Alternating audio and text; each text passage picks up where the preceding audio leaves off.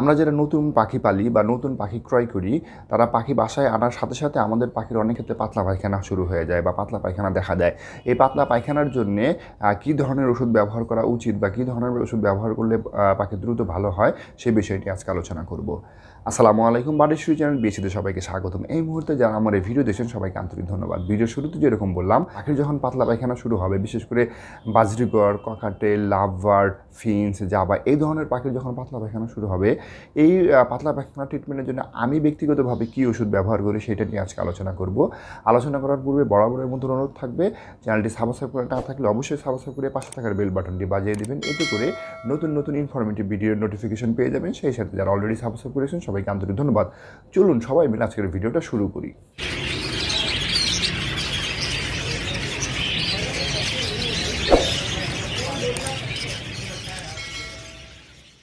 আমি বা আমরা বা আপনি হয়তো বাইরে থেকে কোথাও একটা পাখি এনেছেন। আপনি নতুন বা আমি নতুন, আনার পরে পাখিকে আনেছি, আনার পরে আমরা সুন্দর কেজ সেট আপ দিচ্ছি এবং খুব সুন্দর পরিবেশ দিচ্ছি, সুন্দর খাবার দিচ্ছি।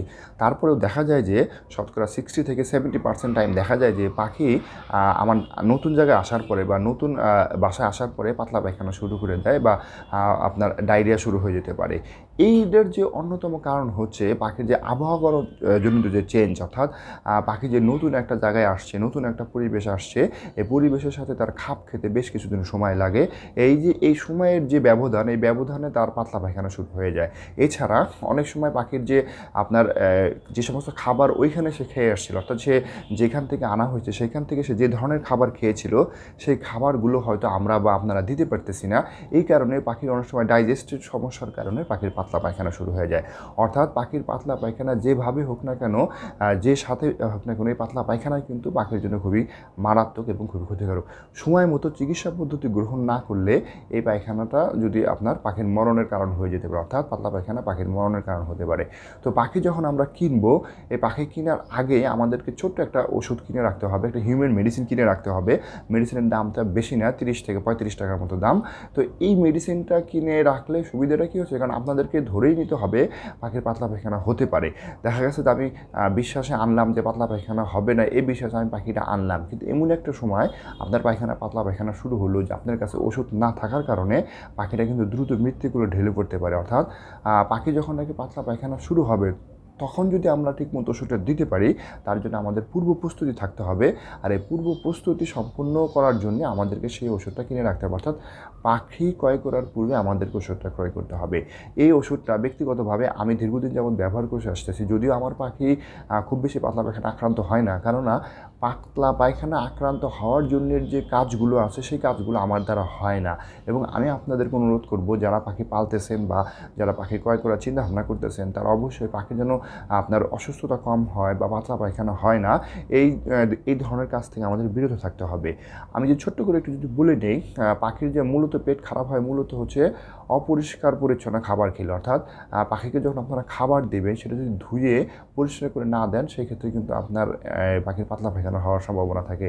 কারণ আপনারা যখন বাজার থেকে সিড মিক্স আনেন বা চীনা কাউন আনেন বা যে ধরনের খাবারে আনেন না কেন, সেটা যদি প্যাকেটজাত পরিষ্কার পরিচ্ছন্ন না হয়ে থাকে, তাহলে পাখিকে ওই ধরনের খাবার খাওয়ালে পাতলা পায়খানা হতে পারে। এবং এই খাবার কীভাবে পরিষ্কার করতে হবে এবং খাবার পরিষ্কার করে কীভাবে পাখিকে দিতে হবে, সুস্পষ্ট ভিডিও আমার চ্যানেলে আছে। আমি ডেসক্রিপশন এবং আই বাটনে লিঙ্ক দিয়ে দিচ্ছি। খাবার কীভাবে পরিষ্কার করে আপনারা দেখে নেবেন, আপনাদের উপকার হবে। তো যেটা বলতেছিলাম যে পাখিকে সবসময় পরিষ্কার পরিচ্ছন্ন পরিবেশ দিতে হবে। পাখির কেজে বা কলোনিতে ব্যাকটেরিয়া যাতে না জমতে পারে বা ভাইরাস জমতে না পারে, সেই জন্য ব্যবস্থা গ্রহণ করতে হবে। এই ব্যাকটেরিয়া বা ভাইরাসের কারণে অনেক সময় পাখির বিভিন্ন ধরনের রোগে আক্রান্ত হয়।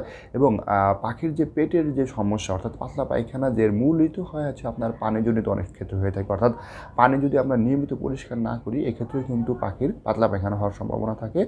আর খাবারের অপরিষ্কার অপরিচ্ছন্নতার জন্য তো পাতলা পায়খানা হয়ে থাকে। তাছাড়া নতুন অবস্থায় পাখির জায়গা চেঞ্জ, খাবারের হচ্ছে আপনার এই ডায়েট চেঞ্জ, অর্থাৎ খাবারের পরিবর্তনজনিত যে সমস্যাগুলো, এই কারণে পাখির পাতলা পায়খানা হয়ে থাকে।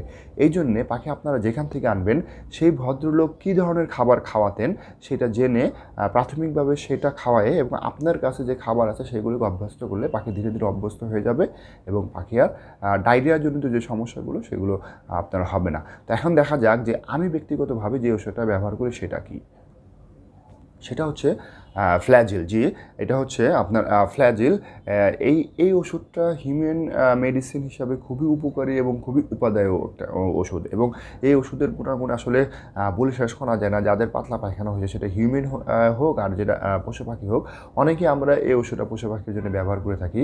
আমার সাথে হয়তো অনেকে একমত হবেন না, এটা আমি আমার ব্যক্তিগত মতামত আপনাদের সাথে শেয়ার করতেছি, এবং অনেকে হয়তো আমার সাথে একমত হবেন এবং অনেকে হয়তো আমার সাথে একমত হবেন না। সেটা আমাদের বাংলাদেশ হোক কিংবা ইন্ডিয়াতে হোক, এইটা আমার একান্ত ব্যক্তিগত মতামত। আমি আমার অভিজ্ঞতা শেয়ার আপনাদের সাথে করতেছি। আপনারা এটা ব্যবহার করতেও পারেন, নাও করতে পারেন। তবে বেশিরভাগ লোক এই ফ্লাজিলটা ব্যবহার করে থাকে আপনার পাখির পাতলা পায়খানা বা পশু পাখির পাতলা পায়খানার ক্ষেত্রে। এটার যে কম্পোজিশন সেটা হচ্ছে মেট্রোনিডাজল বেনজয়েড। এই মেট্রোনিডাজল কিন্তু পাখির যে পাতলা পায়খানাজনিত যে সমস্যাগুলো এগুলো সমাধান করার জন্য খুবই উপকারী, এবং আমি এটা দীর্ঘদিন যাবত ব্যবহার করতেছি, এবং এইটা ব্যবহার করার ফলে পাখি খুবই ভালো এবং খুবই সুস্থ থাকে। তবে এইটা ব্যবহার করার কিছু নিয়মকানুন আছে।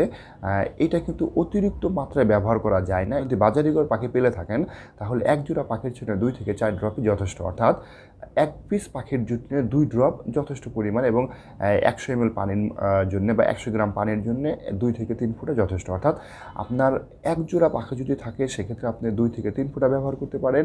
যদি বেশি হয় এইভাবে আস্তে আস্তে পাখির ডোজ বাড়াতে হবে। এই নয় যে এক জোড়া পাখির জন্য 2 ড্রপ, 2 জোড়া পাখির জন্য 6 ড্রপ, এরকম না। প্রতি পিস পাখির জন্য 1 থেকে 2 ড্রপ ওষুধ আমাদেরকে বানিয়ে পাখিকে খাওয়াতে হবে, এবং 100 ml পানিতে মিক্স আপ করে পাখিদেরকে খাওয়াতে হবে। তবে এই ডোজটা যেহেতু একটু হাই ডোজ, তাই আমার অনুরোধ থাকবে আপনারা যারা নতুন আছেন তারা আপনাদের যে ভেট ডক্টর আছে বা পাখির যারা পালনের ক্ষেত্রে অভিজ্ঞতা আছে তাদের সাথে যোগাযোগ করে, তাদের সাথে যোগাযোগের মাধ্যমে তাদের সাথে কথা বলে ব্যবহার করে থাকবেন। এছাড়া বাজারে আরও অনেক ধরনের আপনার ওষুধ আছে, ডায়রিয়া বা পাতলা পায়খানার ওষুধ হিসাবে ব্যবহার করা যায় পাখির, এবং ভেটেরিনারি অনেক ওষুধ আছে, আপনারা সেগুলো ব্যবহার করতে পারেন। তবে আমি আমার ব্যক্তিগত মতামত হিসাবে এটা বলতে পারি যে পাখির পাতলা পায়খানা করতেছে, নতুন আনছেন, বুঝে উঠতেছে পারতেছেন না, এবং আপনার ঘরে যদি এই ওষুধটা থাকে এই ওষুধটা আপনি ব্যবহার করতে পারেন, কোনো সমস্যা নাই। এবং যেহেতু এই ওষুধটা যে কোনো ফার্মেসিতে পাওয়া যায়, অ্যাভেলেবেল ফার্মেসিতে পাওয়া যায় এবং হাতের কাছে পাওয়া যায়, এই ওষুধটা সবচেয়ে ভালো ব্যবহার করার জন্য, এবং পাখি ক্রয় করার আগে এই ওষুধটা আপনারা কিনে ঘরের মধ্যে রাখতে পারেন।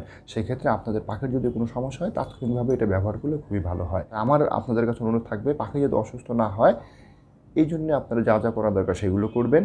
আর যদি অসুস্থ হয়ে যায়, বিশেষ করে পাতলা পায়খানা হয়ে যায়, তাহলে আপনারা এই ফ্লাজেলটা ব্যবহার করতে পারেন। পাখির যদি পাতলা পায়খানা হয়ে যায় এই ওষুধটা 3 দিন ব্যবহার করবেন। যদি 3 দিনের মধ্যে সাধারণত কমে যায়, যদি 3 দিন ব্যবহার যদি না কমে অবশ্যই 5 দিন ব্যবহার করবেন, এবং 3 থেকে 5 দিন ব্যবহার করলেই পাখির পাতলা পায়খানা বন্ধ হয়ে যায় এবং খুব ভালোভাবে কাজ করে। এবং এই পাতলা পায়খানা বন্ধ হওয়ার পরে চেষ্টা করতে হবে যে পাখিকে একটা মাল্টিভিটামিন কোর্স করিয়ে ফেলা। এতক্ষণ কষ্ট করে যারা ভিডিও দেখলেন সবাইকে আন্তরিক ধন্যবাদ। ভিডিও সংক্রান্ত যদি কোনো প্রশ্ন থাকে অবশ্যই করবেন। যেতে যেতে চ্যানেলটিকে সাবস্ক্রাইব করে পাশে থাকার বেল বাটনটি বাজিয়ে দিবেন। আর আজকের মধ্যে এখানে রাখি। টাটা, বাই বাই, আসসালামু আলাইকুম।